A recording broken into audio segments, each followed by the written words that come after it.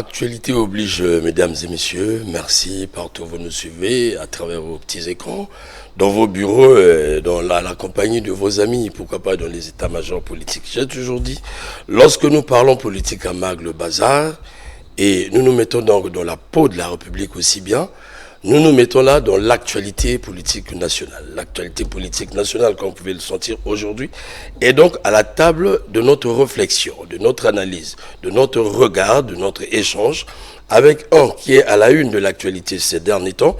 En tout cas, Donald, le président, comme le dit Donald Mobobola, il est président du mouvement Les Jeunes, les Jeunes présidentiels. C'est ça. Voilà, le nom dit ce qu'il dit. Si on vraiment creuse sur cette thématique, nous allons comprendre clairement que c'est un amas, vraiment un assemblage des jeunes qui ont opté à accompagner la vision ou encore la politique du chef de l'État qui incarne la présidentielle aujourd'hui. Ces derniers temps, nous l'avons suivi à travers les médias traditionnels, donc les radios, les télévisions, aussi bien dans les réseaux sociaux. Nous avons su creuser son message. Mais notre devoir traditionnel et politique même dans le pays en tant que quatrième pouvoir, c'est d'emmener souvent ces acteurs vis-à-vis de la population, parce que le peu que nous déversons ne suffit pas pour éclairer la population. Parce qu'en politique, c'est celui-là qui communique, c'est celui-là qui est dans les idées politiques. Il a eu à déverser de ses idées politiques récemment. Nous étions donc à sa conférence de presse. Nous l'avons invité sur ce plateau, pour ne pas dire nous l'avons convoqué pour vous, afin de vous faire comprendre sa vision politique, l'énergie qu'il dégage aujourd'hui et ce dynamisme qu'on constate ces derniers temps sur pas mal de points qui portent sur l'actualité nationale. Bonjour donc, Président Donald. Bonjour, monsieur le journaliste Mag Bazar et monsieur Romy Okilas. Merci beaucoup, on m'a collé ce petit nom, ce qui me fait d'ailleurs le bien. Alors, il faut dire que d'abord je remercie votre présence, parce que vous avoir sur ce plateau, en tout cas je dis, c'est pas facile vu votre calendrier trop chargé. Souvent vous êtes ici, vous êtes à l'Interland, vous êtes dans une salle pour communiquer, ainsi de suite. Et vous êtes l'un des politiques qui communiquez beaucoup. Voilà. C'est même ça. La politique est faite des idées. Merci donc pour cela. Alors il faut commencer par la santé de ton mouvement politique. Comment il va? Merci, messieurs les journalistes, Mag. Le mouvement des jeunes présidentiels se porte à merveille, est en bonne santé, est actif, et le mouvement des jeunes présidentiels se tient debout devant la scène politique nationale. Le mouvement des jeunes présidentiels aujourd'hui, après la conférence de presse tenue le 7 dernier, après avoir reçu également le Parti communiste RIS, voilà. Le mouvement des jeunes présidentiels se poursuit sa marche. N'oublions pas que nous avions pris l'engagement de faire la politique tout en mettant l'accent particulier sur la gouvernance. La politique nous dit, le rôle de la politique, c'est gouverner avec le peuple. Gouverner avec le peuple, c'est savoir et vouloir son bien-être. Merci. Et le politique qui veut le bien-être de sa famille ou de son peuple doit s'exprimer pour son avantage, pour sa liberté, pour son indépendance et pour son engagement. Nous avions engagé le MJP à son idéologie politique que nous avions adopté dernièrement pendant les premiers congrès ordinaires du parti, le socialisme démocratique. Ce qui vient premièrement, c'est pour l'intérêt du peuple. Que veut dire le socialisme? Oui. Pourquoi on a adopté le social ou la social-démocratie? C'est pour le bien-être des populations. Notre engagement aujourd'hui, avec détermination, nous sommes en train de monter au créneau, pas qu'aujourd'hui. En 2024, vous avez suivi, dans les 4 coins de la République, le mouvement de jeunes présidentiels allait toucher du doigt la réalité. Lorsqu'à l'époque, on parlait des opérations de Rwanda, des histoires de terre, Oui. le mouvement de jeunes présidentiels n'a pas voulu écouter de loin. Il s'est rendu sur les lieux. à Mungundu Sud, à Komunu, à Yaya, à Bokosongo, les zones dans lesquelles on disait que les terrains ont été vendus. Voilà. Mais finalement, lorsque nous sommes rendus sur le terrain, rien n'a été vendu. On a demandé aux populations, on a pris où? Mais après l'analyse politique, je me suis dit, mais qui se cache derrière ces informations? Évidemment. Qui était derrière pour tromper la vigilance du président avec des fausses nouvelles? Or, le Congo s'est porté à merveille. Parfois, les gens, lorsque le chef ne veut pas parler, ils disent qu'il ne veut pas s'exprimer. Mais parce qu'il sait, il est le mieux informé que tous les Congolais. Il peut que s'exprimer au bon moment. Évidemment. Donc aujourd'hui, après, le patron a annoncé l'année de la jeunesse en 2024. Nous autres, nous avions donné nos points de vue qui étaient peut-être contradictoires. Et nous aussi, hein, la presse a marqué. Je pense que j'étais invité ici, l'élément, Oui. je pense, n'était pas passé. Je me suis dit que les gens qui ont poussé les présidents à dire ces choses, ce n'est pas une bonne nouvelle pour nous, la jeunesse, qui sont derrière le président. Simplement parce que le président, durant sa gouvernance, il a toujours été l'ami de la jeunesse. Toujours l'ami des jeunes. Oui, il compte beaucoup sur la jeunesse, oui. Et il a commencé à mettre en exergue le jeune depuis qu'il est aux affaires. J'avais trouvé à mal qu'on identifie les jeunes comme, entre guillemets, une affaire qui est particulière. La jeunesse ne veut pas être mis comme la sphère de... je ne sais pas, c'est devenu comme un slogan. On passe par ici la jeunesse, un statut qu'on donne aux jeunes. Non. Nous avons voulu que le patron continue son travail comme il l'a toujours fait pour l'intérêt de sa jeunesse. On a entendu les promesses du gouvernement. Mais parfois, lorsqu'on nous retrouve maintenant en interne, on se dit, mais l'évaluation, faisons l'évaluation de ce que nous avons promis. On est à combien? De ce qui vient à dire que le mouvement des jeunes présidentiels reste du bon côté. Du côté de la vérité, pour l'intérêt de son peuple. Nous avions pris l'engagement au prix de nos vies pour défendre les causes de la jeunesse et de sa population. Voici quelques mots que je peux dire du mouvement des jeunes présidentiels. Alors, en tout cas, c'est fort devant la population. Vous le dites, vous avez dégagé là votre ligne politique clairement.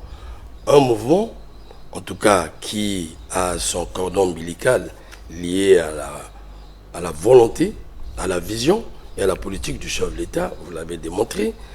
Mais vous vous centrez sur la social-démocratie et vous précisez bien que vous visez les intérêts purement politiques d'ailleurs. C'est là même le sens de la politique. Le bien-être de la population. Et vous dites même, le contraire, c'est rechercher son bien-être, celui de la famille. Ce qui n'est pas une vision politique d'ailleurs. Vous allez un peu plus loin, nous l'avons suivi dernièrement, vous êtes progressiste. La preuve, vous avez eu à recevoir votre hôte, qui sort d'un état d'ailleurs progressiste, avec qui nous avons des grands souvenirs. C'est pourquoi je ne vous pose même pas la question de savoir pourquoi vous les avez reçus. Je comprends déjà que ce sont des bons échanges. Alors, vous avez touché là quelque chose de très important. Alors, vous accompagnez le chef de l'État. Vous connaissez bien la politique telle que vous la définissez. Je l'ai suivi à travers Denis Christel, un extrait qui est balancé sur la toile. Il définit vers la fin le rôle de la politique.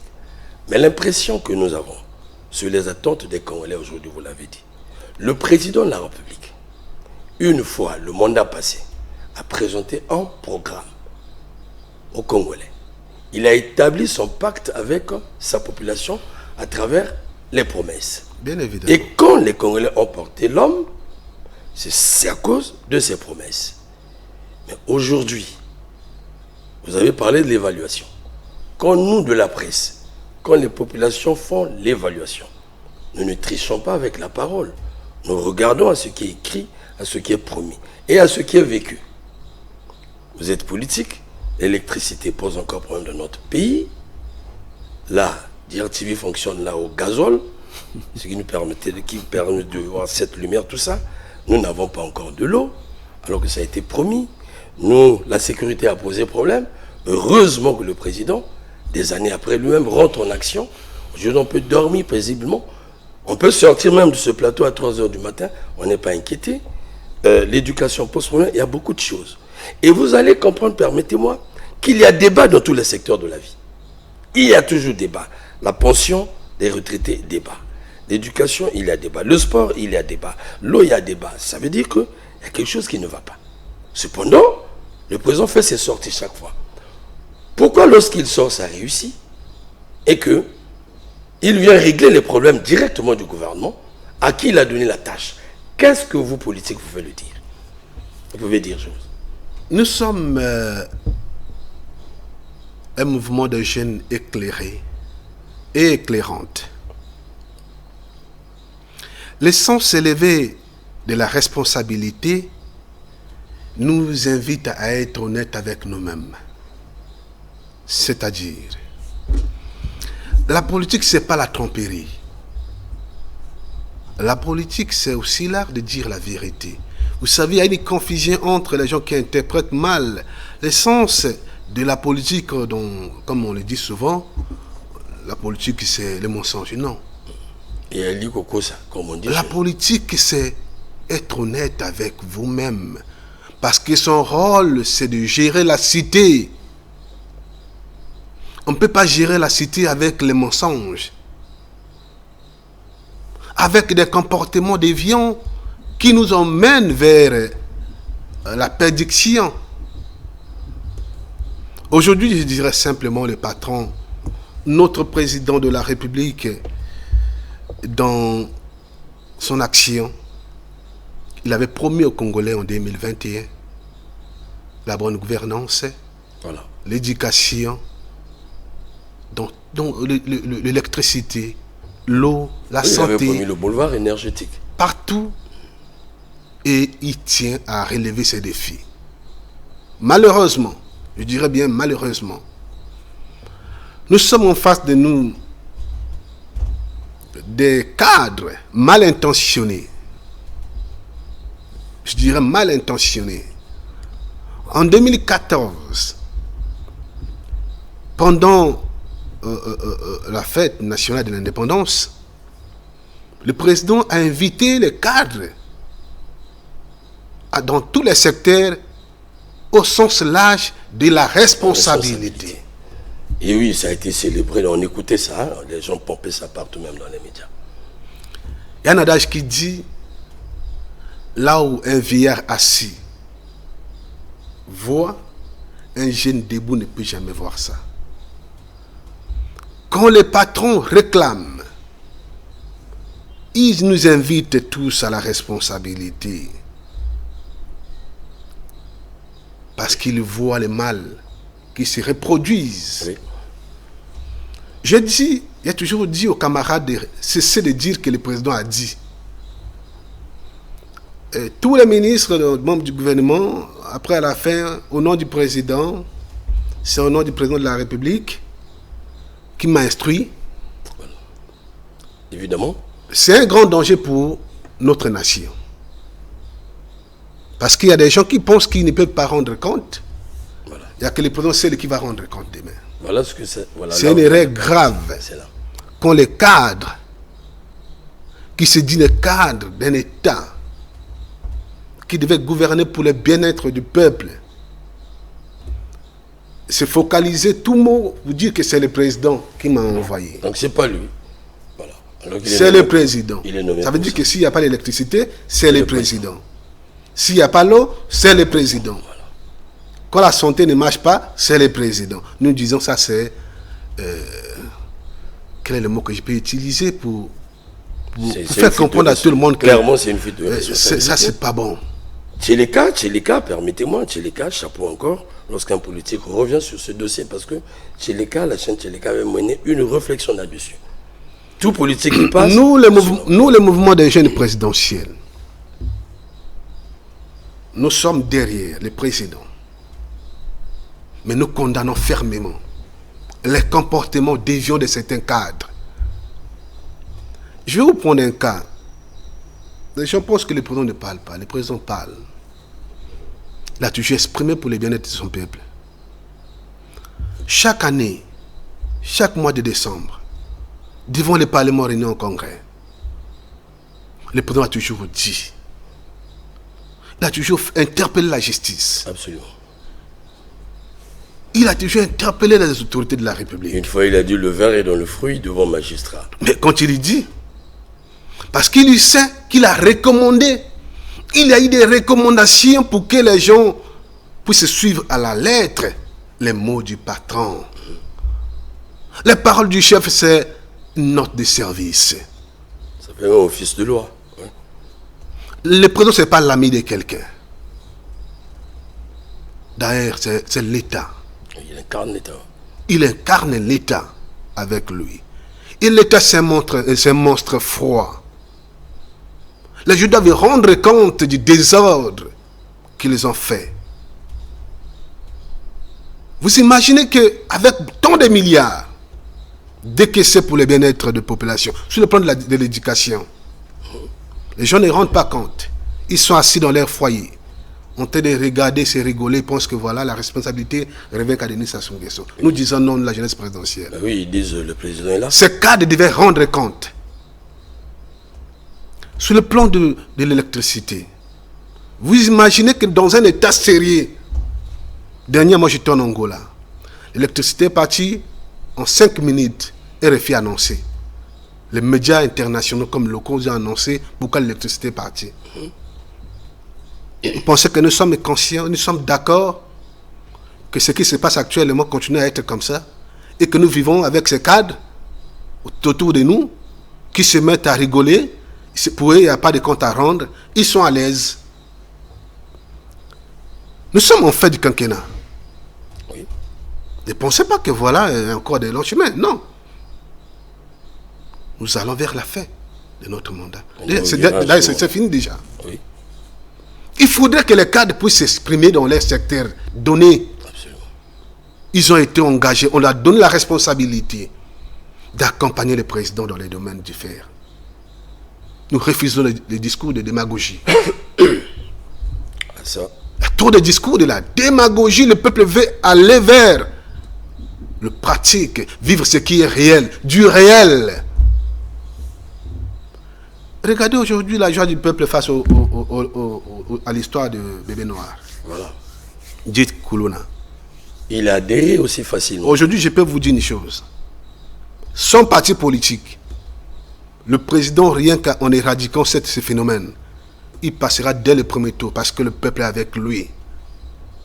Le président doit se rassurer il vient de nous sauver face aux menaces, aux dangers permanents qui nous habitaient derrière nos maisons. Absolument. Il n'a pas voulu que le Congo se ressemble en Haïti, oui. En RDC, les voisins d'à côté. Voilà, voilà. Aujourd'hui, les peuples sont réjouis. Nous sommes tout à fait d'accord avec cette opération. Mais la question que je vais peut-être aller plus loin, revenir en arrière pour dire que mais pendant des années, nous avions suivi les présidents et interpellé les autorités sur cette opération. Absolument. Il dit, je ne veux plus voir le banditisme. Il avait même demandé de placer ces jeunes à Aubéville. Hein. Il a toujours donné l'ordre. Pourquoi les gens font ça? Pourquoi les gens ne veulent pas respecter les paroles du président? Le président n'est pas l'ami de quelqu'un. Le président n'est pas le parent de quelqu'un. Le président est l'État. Il gère tout un État. Le peuple a besoin de sa souveraineté, du respect de l'intégrité. Alors, président Mobobola, c'est très fort ce que vous dites, c'est très politique. Je dis pour ceux qui connaissent la politique, franchement, nous ne tournons qu'autour. Hein, quand je vous suis, je découvre beaucoup de choses. Vous définissez là le sens de la politique. Au-delà de tout, il n'y a que ça. Les réponses que la politique doit donner à la population. Le rôle du pouvoir, vous êtes là en train de définir le rôle du pouvoir, surtout le rôle d'un gouvernement vis-à-vis. Je disais, c'est un homme qui a été élu par les Congolais pour une mission. Mais il ne peut pas tout faire. Il met en place un gouvernement partout qui nous présente une feuille de route. Vous allez constater. C'est ce qui étonne les Congolais. Le mandat est celui du président, celui qui a établi le mariage avec les Congolais.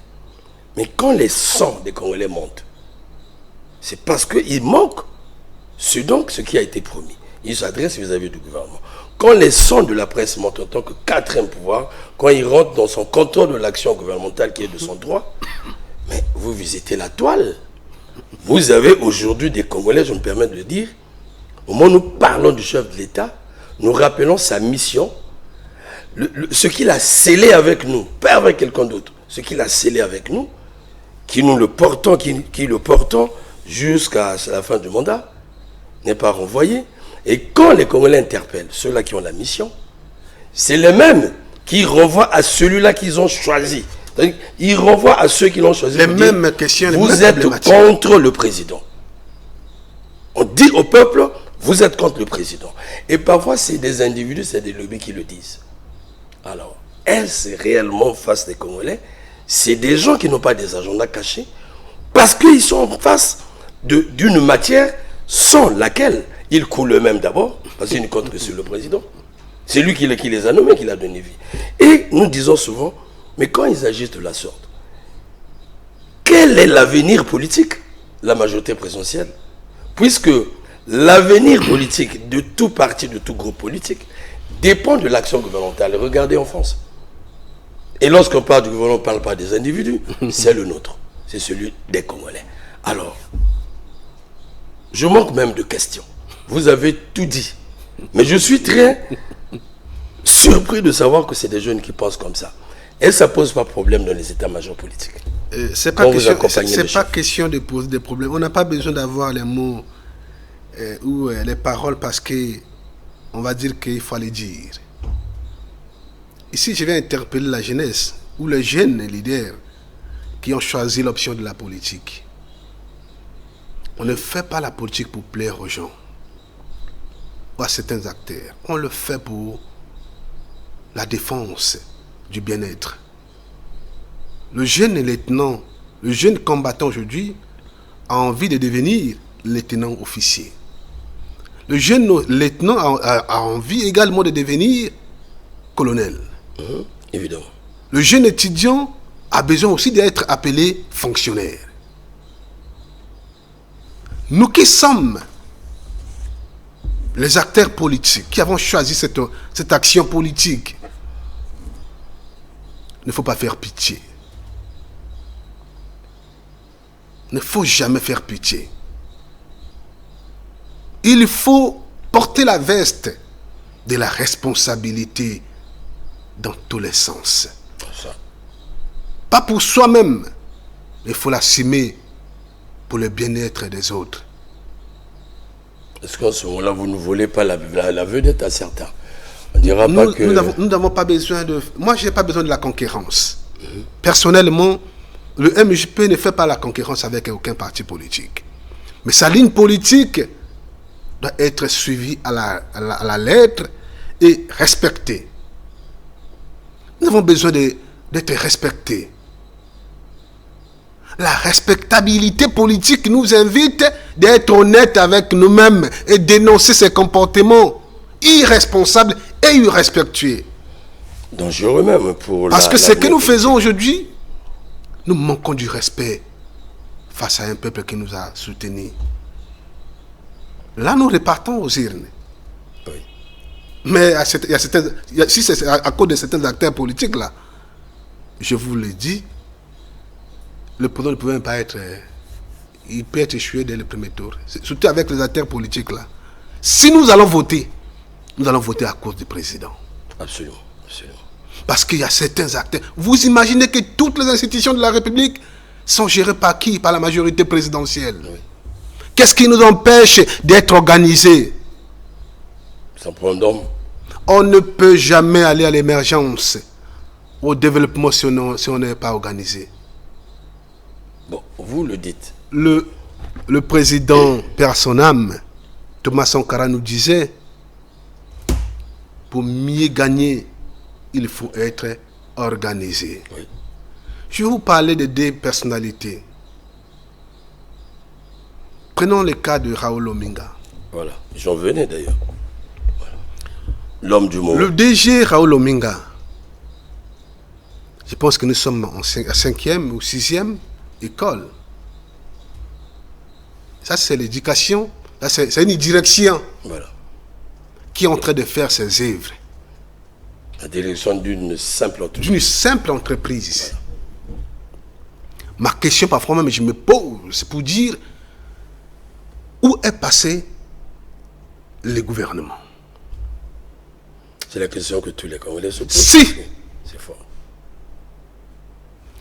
Les moyens qui se retrouvent dans chaque ministère et que pendant chaque année, on peut penser à faire du bien d'office une école voilà, dans un secteur donné, le Congo devait avancer. Si chaque année, vous voyez, il faut aller se renseigner. Lorsque le DG Raoul Ominga a annoncé qu'il y aura l'école qui sera construite au parti sud du pays, notamment à Madjibou, je crois à Makele Keleba Congo, mais il faut aller écouter. Ah ouais. Le peuple attend le président, c'est comme si le président est devenu leur bijou. Que veut le peuple? Le peuple ne demande pas nos milliards. Le peuple n'a pas besoin de nos véhicules, n'a pas besoin de nos chaussures, n'a pas besoin de nos vestes. Le peuple a besoin du minimum, son bien-être. Le peuple a besoin, je vous en prie, du bien-être. Vous venez de citer quelqu'un qui est la une, un chapeau en tout cas. Il faut encourager les gens de mérite parce que les œuvres sont palpables. Mais là, je vous ai cité seulement Raoul Ominga. Oui. Allez en ville, là. Allez seulement à côté, va voir ce que les compatriotes, officiers de son État, ils ne sont payés en train de faire. Voilà. Je me dis, s'il avait fait 10 ans là, il peut transformer la ville. La Suisse qu'on écoutait dans les discours, le Congo devait arriver déjà quelque part. Il y a des cadres qu'il ne faut plus tolérer. Le président a décaissé tant de milliards pour ce Congo. Sans exception. Vous imaginez les promesses que le président a fait dans chaque département? Les moyens décaissés.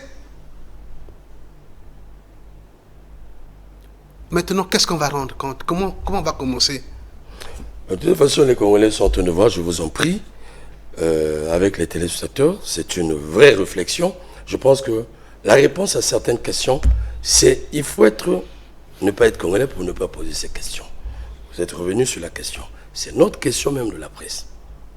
Le président est là durant tout un mandat, les moyens sont donnés, la feuille de route est bien connue, il devait y avoir ça, ça, ça. Mais lorsque un citoyen congolais, je vous en prie, on va réfléchir comme Ominga, patron, juste directeur d'une entreprise, qui n'est pas la première au Congo, il n'est pas aussi le premier directeur. On a eu trop.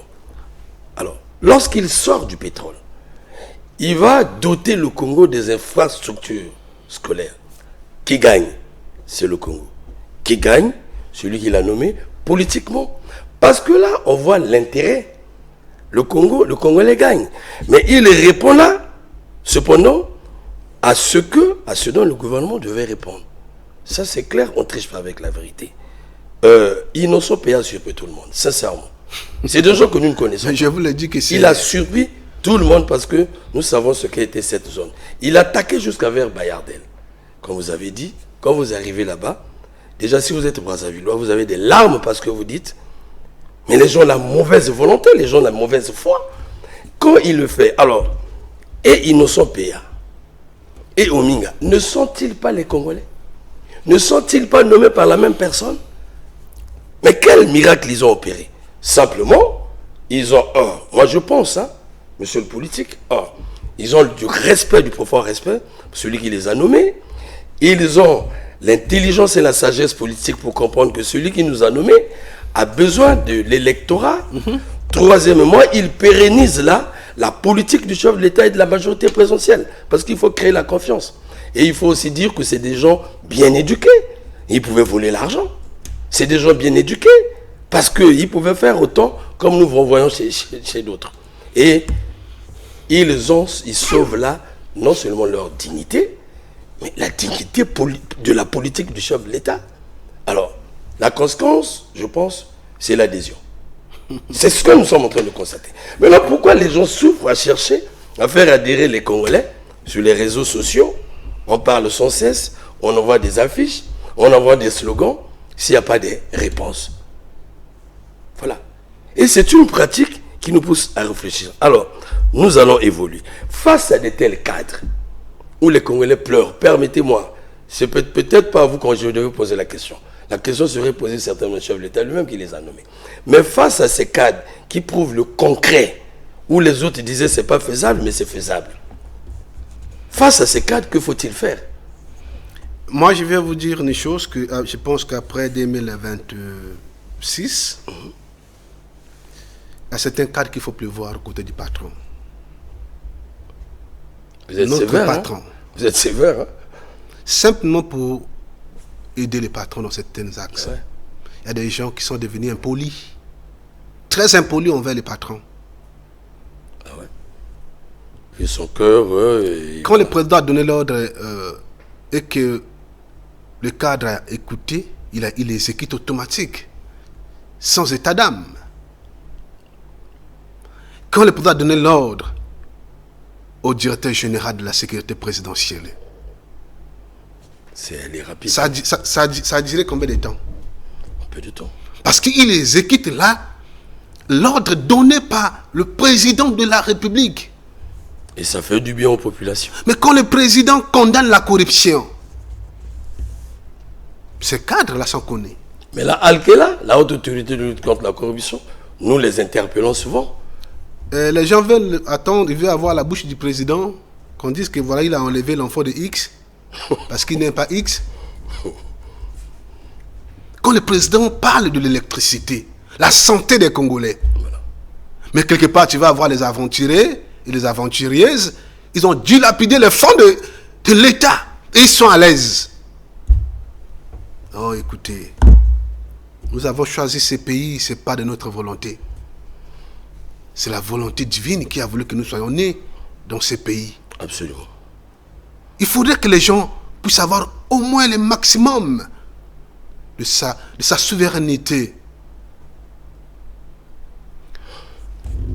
Monsieur Okilas, nous avons beaucoup à dire. Beaucoup à ce sujet. Hein. Mais nous avons le droit de réserve parce que nous avons pris l'engagement aux côtés du président de la République. Merci beaucoup, je comprends. Chers téléspectateurs, c'est des analyses de l'actualité que nous sommes en train de faire en s'inspirant du concret.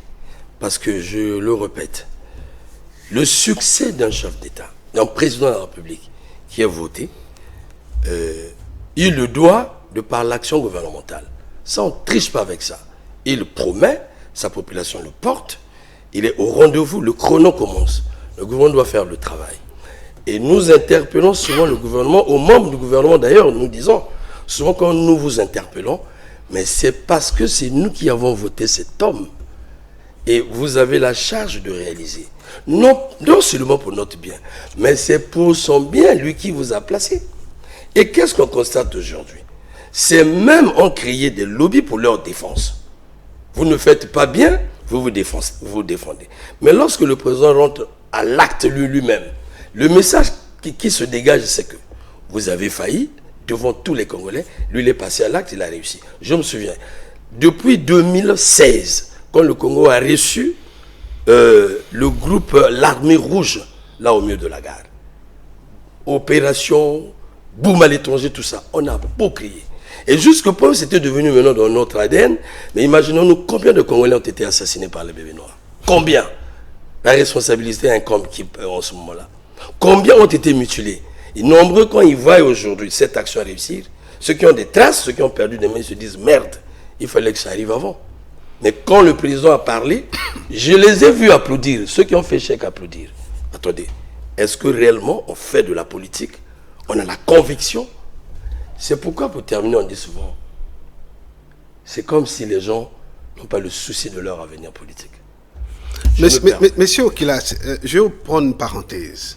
Dans ce pays, on a vu des députés à l'Assemblée nationale s'élever, interpeller les gouvernements. Ben oui.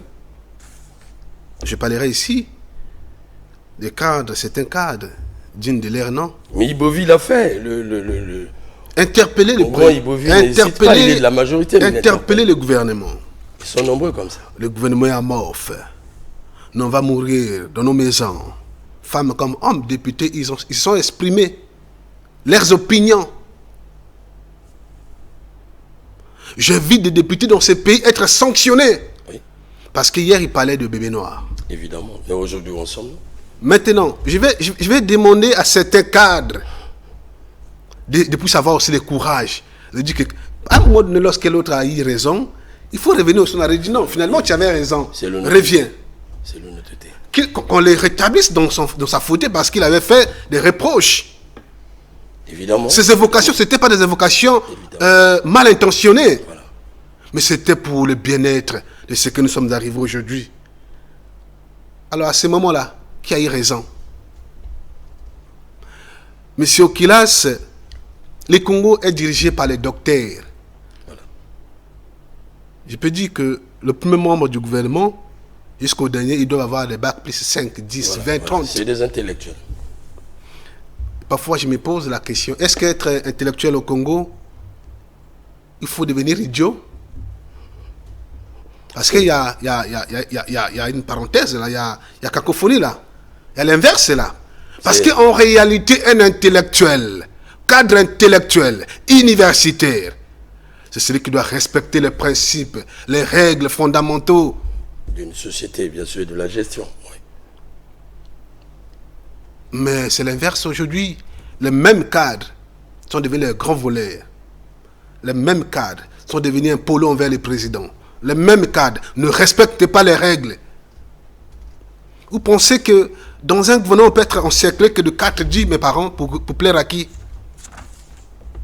On dit encore que c'est la jeunesse qui favorise tout ça, parce que la jeunesse... Nous avions toujours condamné certains comportements déviants qui ramènent le Congo vers le bas. Imaginez-vous, je prends un exemple. Je nomme mon petit frère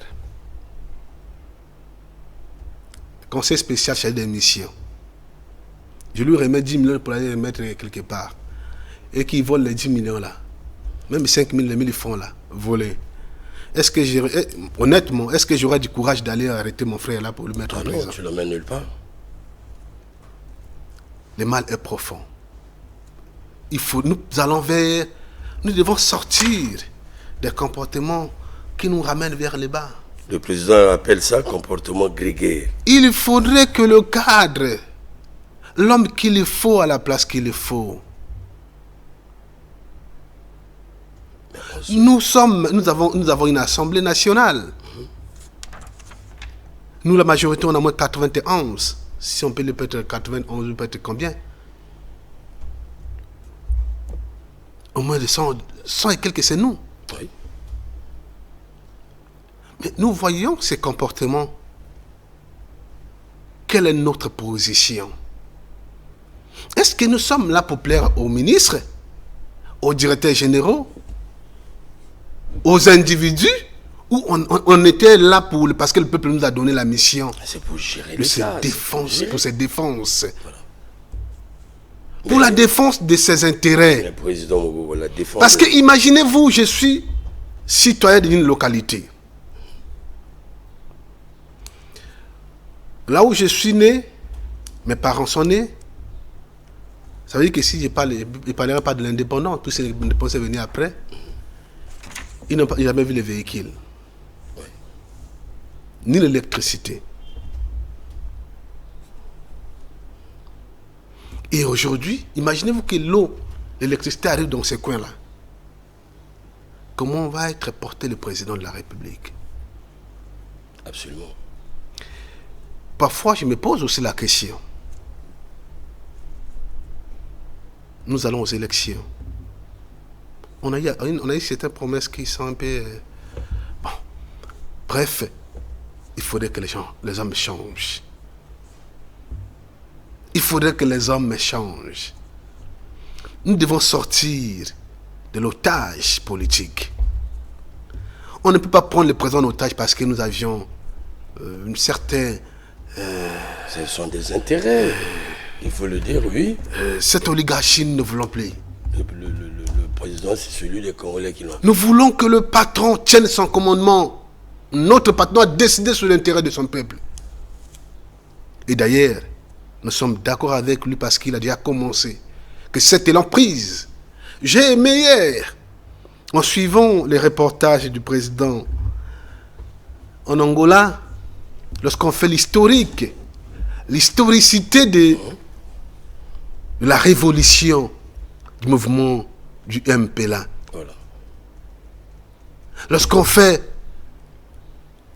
l'historique, quand le ministre des Affaires étrangères parle même de l'Union soviétique, ces mouvements ont été créés pour l'intérêt des populations. Absolument. Nous sommes de la gauche, nous sommes les progressistes. Les ressources naturelles doivent revenir au peuple congolais. Et non Aux individus. aux impérialismes. Si c'est les impérialismes qui sont les bénéficiaires de nos propres ressources, il est temps de les condamner, de éradiquer ces phénomènes. Si nous éradiquons aujourd'hui le phénomène bébé noir, il est question qu'on puisse éradiquer certains comportements. Il y a certains accords qu'il faut arrêter, il faut carrément rompre avec certains accords avec l'impérialisme. Vous êtes vraiment une jeunesse progressiste. Il faut rompre parce que parfois c'est ça le blocus. C'est le vrai blocus. C'est le vrai blocus. Parce qu'on ne sait pas, imaginez-vous. Le peuple ici sait que voilà, le litre de baril de pétrole est monté par exemple par 1000 francs. Mais parfois le peuple congolais a que 20 francs. 20 francs, oui. Et parfois on est dans la joie. On pense que voilà, parce que le peuple souvent lorsque ça augmente, je vois la joie, le pétrole a augmenté, ça veut dire que là l'économie va galoper. Mais il faut repartir vers les bases des données. Oui. Au retour, nous on gagne quoi? On ne gagne rien. C'est même parfois la crise qui s'installe. Il est question qu'on retourne vers la performance, vers du concret. On retourne vers du concret, mais ce que nous constatons, vous voyez, chers auditeurs, c'est des échanges comme ça, et voilà.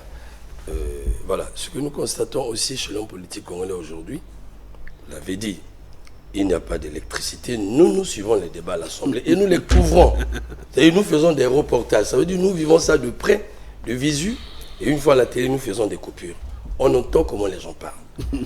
Depuis le début du mandat, c'est les mêmes questions qui reviennent. C'est les mêmes responsables qui reviennent face aux mêmes assemblées. C'est devenu comme des rituels. Les arguments de défense sont connus. Comme si le président n'avait pas émis une politique qui devait se réaliser. Le président a parlé, par exemple, du boulevard énergétique. Qu'y a-t-il de passer le temps de dire, par exemple, aux Congolais, s'il n'y a pas du courant, c'est du fait du transport du courant. Mais le transport se fait avec des câbles, ça s'achète. Ça ne se fait jamais. Nous sommes à la fin du monde. Parfois, on vous dit c'est l'étillage du fleuve, les finis. Bon, en Gamakoso, là-bas, les parcelles s'écroulent du fait de la montagne, par exemple. Ça dégouline le sable. On ne trouve pas des solutions. La solution, c'est on vous avait défendu de vivre là-bas. On parle bébé Koulouna, on dit les parents n'éduquent pas les enfants. Là, la voie de Château d'eau, là, elle est en train de sombrer dans du sable. J'ai lu ce matin, non, on leur avait défendu de vivre là-bas. C'est comme si le chef de l'État n'a pas émis une politique. Or, le chef de l'État a mis en place des infrastructures de base. Ça existe. Il a conçu les routes. Mais qu'est-ce que les gens en font? C'est là tout notre étonnement. C'est comme s'ils travaillaient pour dire non au président, on ne veut pas atteindre ton idéal, mais nous on reste là stagné. Vous n'avez pas d'eau. Mais continuez à crier qu'il n'y a pas d'eau. Il n'y a pas d'électricité. Continuez à crier qu'il n'y a pas d'électricité. À l'Assemblée, je dis bien devant les Congolais, c'est des justificatifs. Il n'y a pas l'esprit des progressistes. Le progressiste constate, ça ne va pas, il trouve une solution pour faire un bon.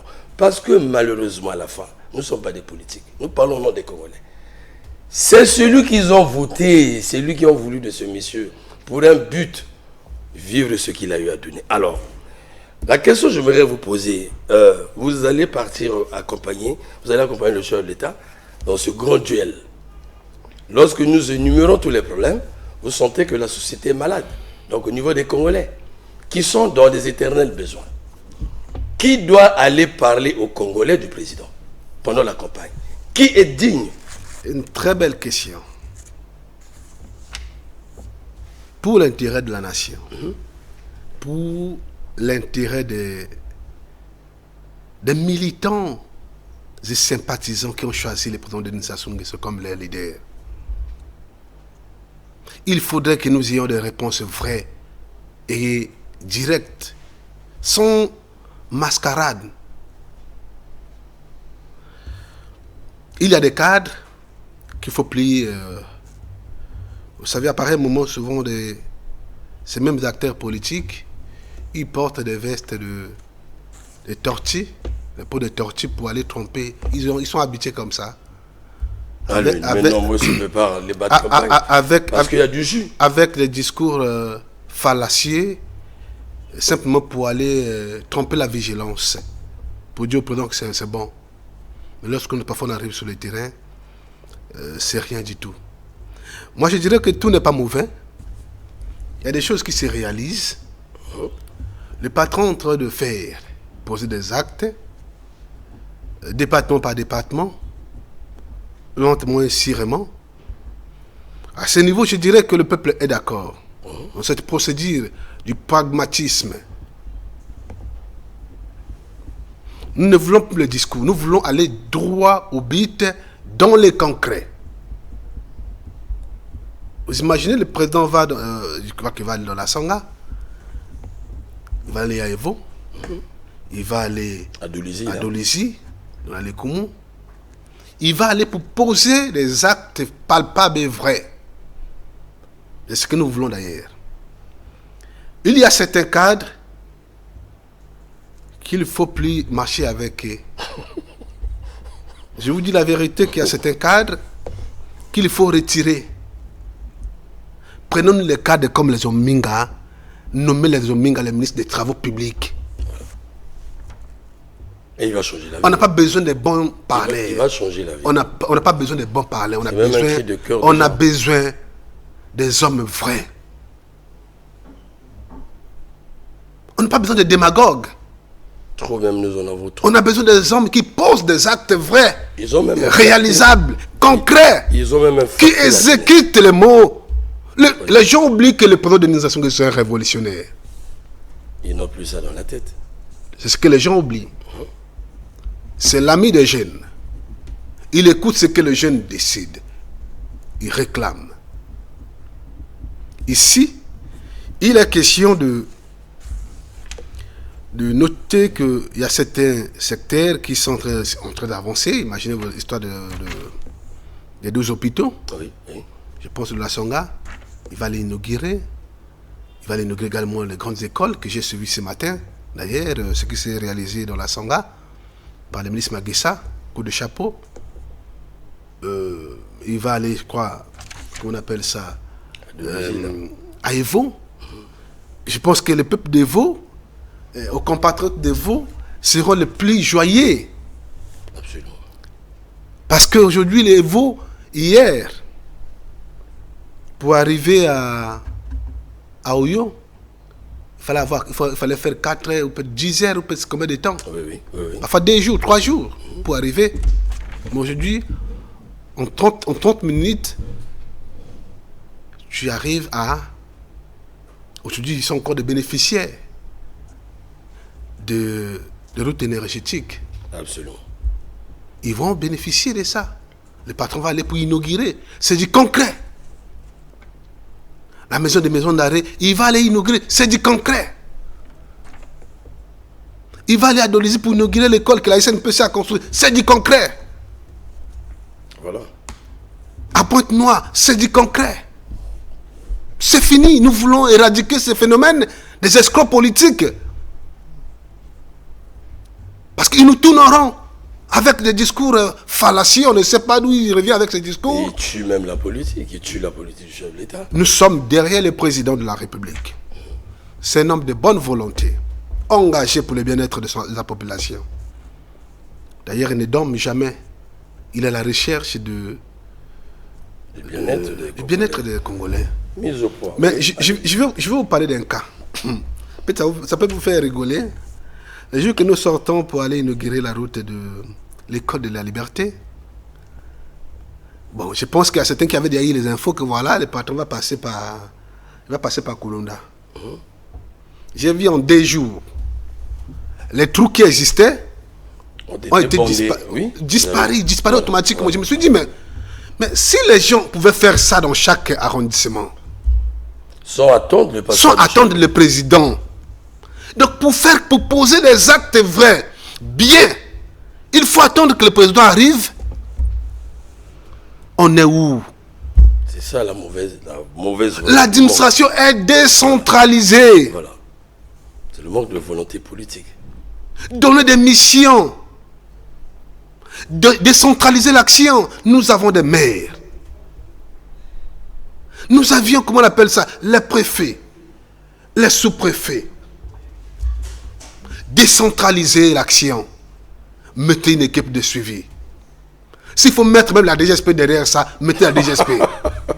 Mais peut-être. Je vous dis la vérité, qu'il y ait la décentralisation et mettons la DGSP derrière pour éradiquer, tracter tous ces volets, les bandits. Ça retarde. Ce sont des bandits politiques qui pensent que le pays les appartient. Chacun peut foutre la main de là où il est et le président ne va rien dire. Malheureusement. Le président est l'ami de personne. Voilà. Nous disons malheureusement, ils sont en train de scier l'arbre sur lequel ils sont perchés parce que le président vient de loin. Il vient de très loin, il a tout fait en politique. Il a tout fait. Il est en train de laisser un héritage. C'est quand même triste.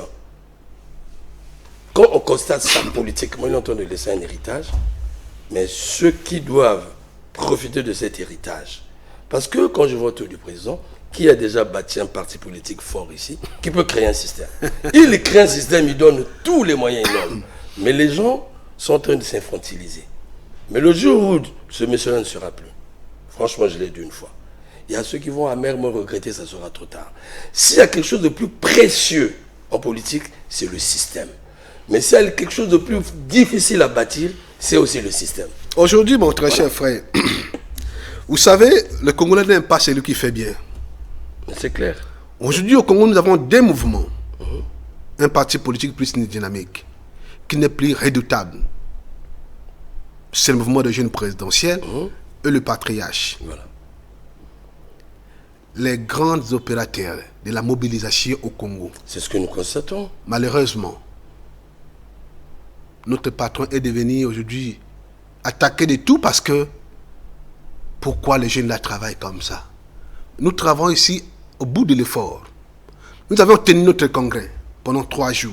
Aucun front du président de la République. Au prix de notre sueur. Pour l'amour que nous avons pour le président de la République. Mon très cher frère, il faudrait qu'on arrive parfois à dénoncer certains comportements. Percer l'abcès, oui. Pour sauver. Qu'on laisse la jeunesse travailler librement. Qu'on laisse la liberté à la jeunesse de travailler pour le bien et accompagner le président librement. Nous sommes déterminés, très cher frère. Là, vous avez le dernier mot aussi qu'on nous signale. Voilà. Le dernier mot est simple que voilà, qu'on nous laisse la liberté de travailler. Qu'on nous donne aussi l'occasion aux jeunes. Je sais que la politique rien ne se donne. Ça s'arrache. C'est sur le terrain que ça se donne. Le président peut compter sur nous. Dans tous les départements. Je mets ma main au fait.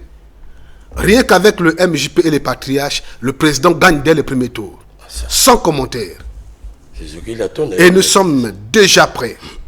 Et d'ailleurs, vous allez le vivre dans la Sanga. Vous allez le vivre à Evo.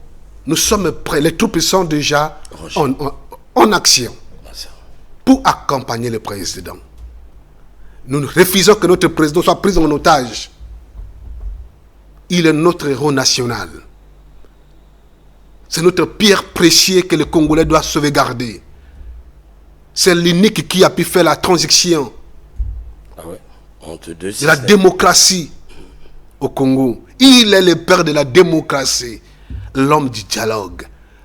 Le souhait est que nous puissions imiter ces bons côtés du président de la République pour le bien-être de la démocratie au Congo. Merci beaucoup. Merci. Alors, chers téléspectateurs, c'était vraiment une causerie suite à sa conférence de presse. Nous avons voulu faire le point et vous partager la vision qui est la sienne, parce que vous avez posé trop de questions et voilà qu'il a eu à déballer. Moi, je retiens une chose: autour d'un grand chef, il y a des maillons pour sa force, pour sa vitalité. Et les maillons, ceux qui tirent profit, ce sont ces maillons-là, parce que vous avez vie politique, ainsi de suite. Mais lorsqu'on mène des guerres à l'interne, ça fragilise le visionnaire, ça fragilise l'homme. C'est de fausses guerres en politique qui n'existent pas. Dans d'autres pays, on vous fait asseoir, vous allez créer votre parti politique. Mais j'ai dit en passant, bénéficier d'un système, c'est un bonheur. Mais en fabriquer, c'est au prix des risques. Mais quand vous avez la chance d'avoir quelqu'un qui a légué un système, qui a emmené tout le monde jusqu'à l'âge des petits-enfants, ce n'était pas donné au Congo. Il faut savoir préserver. Je connais la politique, c'est pourquoi je le dis. Je ne le dis pas en tant que fanatique, en tant que quelqu'un qui connaît l'art de la politique. Et lorsque la charge vous est donnée de réaliser quelque chose pour la pérennisation de ce pouvoir, pour maintenir les Congolais, il faut le faire, si vous voulez, exercer longtemps en politique. Mais comment aimer le poste et ne pas faire la volonté de celui qui nous a donné pour pérenniser? Donc c'est des questions que nous revenons là-dessus. Et encore, la question reste ouverte. Qui est digne de venir battre campagne pour le chef de l'État? Parce que les Congolais savent selon qui ont échoué. Et le président venait de sortir. Il est sorti, il a réalisé quelque chose de fort en matière de sécurité. Mais qui viendra parler aux Congolais? Quand on n'est pas digne, ne venez pas, parce que vous risquez de faire perdre ces messieurs. Donc, pour terminer, nous avons vu des gens, on pensait que dans le système, il n'y avait pas aussi des gens. Au Minga, en tout cas, il fait le charme des Congolais. Innocent Paya fait le charme des Congolais. Nous, on ne mâche pas le mot, on voit les concrets. À Doulizi Banadol, vers la Brenza, là-bas, les Minanga. Banadol, Minanga avec Yafranco. C'est clair. C'est des gens, des maillons du chef de l'État. Mais voilà le cadre qu'il fallait. Voilà. Là, il faut aller voir les Minanga. Voilà, on dit. Mais mon frère, remonter à. Mais nous voyons des bonnes volontés. Des gens va regarder les actions que le DG Ngimbi est en train de poser. Voilà, il organise, ça se touche. On n'a pas à attendre. Voilà, voyez-vous. Mais ça, c'est des gens, ça, c'est des hommes qui, je pense, qui peuvent porter la voix du chef de l'État parce qu'ils ont du concret et les Congolais peuvent se dire oui, nous allons écouter parce qu'avec cela, on peut changer la donne. Avec cela, on peut vivre le bonheur attendu. Oui. Est-ce que Ominga ne peut pas changer cette ville? Est-ce que Ominga ne peut pas refaire les artères de Brazzaville? Il ne peut pas construire Brazzaville et Pointe-Noire. Est-ce que ce monsieur-là, Innocent, ne peut pas aller au-delà? Innocent peut nous transformer cette ville en Los Angeles avec cette pierre qu'il a pris à construire. Les Minanga, est-ce que ce monsieur-là, on ne peut pas mieux faire? Or, chez nous, on combat ceux-là qui ont de la vision. On combat ceux qui ont la volonté. Est-ce qu'on va construire le pays dans ce sens?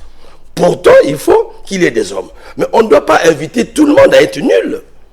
Et ceci, je vous assure, ça a même infecté la presse. Voilà. Quand vous poussez les gens à travailler, parce que c'est la volonté d'un homme qui a été portée, ils ont le courage de taxer certains journalistes de contre-pouvoir, d'opposants. Attendez. Nous, on accompagne, on veut que vous réalisez. Voilà, donc c'est dire que le problème est profond. Mais en tout cas, nous sommes là au rendez-vous avec vous. Merci, une fois de plus, pour surtout ton côté progressiste. Chers téléspectateurs, c'était donc cet échange avec M. Donald Mobobola. Je pense avoir rendu votre mission et je pense que vous avez désormais compris l'homme. Au revoir chez vous, à la prochaine fois. Merci, cher invité. Merci beaucoup. C'est moi qui vous remercie de votre sans s'élever du débat. Merci. En tout cas, merci. Merci beaucoup. Au revoir. Merci, au revoir.